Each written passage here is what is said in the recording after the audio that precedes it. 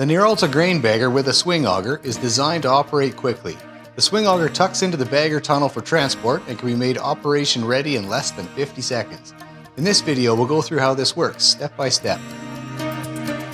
The swing auger stows inside the tunnel and sits on a nylon support bar, which allows it to slide easily. Start by freeing the hydraulic control arm and swing it out for use.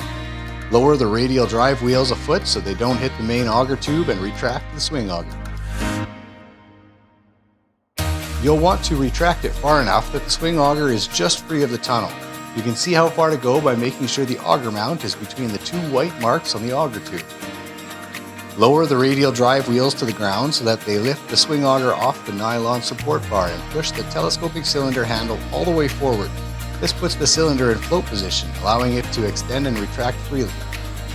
Swing the auger away from the bagger and lower it, doing both until it's just above the ground with the auger perpendicular to the bagger. Pull the telescoping cylinder handle back into the regular position and lift the radial drive wheels all the way up. Now you can retract the swing auger all the way to allow for a truck to pull up beside the bagger.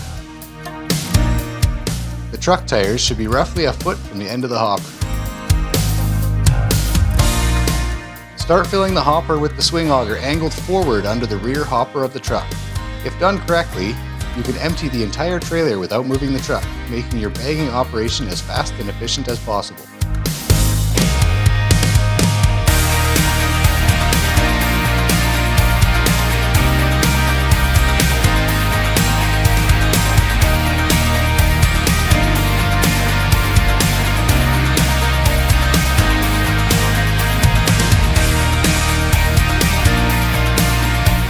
To put the swing auger back in transport mode, follow these steps in reverse, making sure that the swing auger hopper is retracted far enough to fit inside the tunnel. Once it's seated on the nylon support bar, extend it so that it locks into place.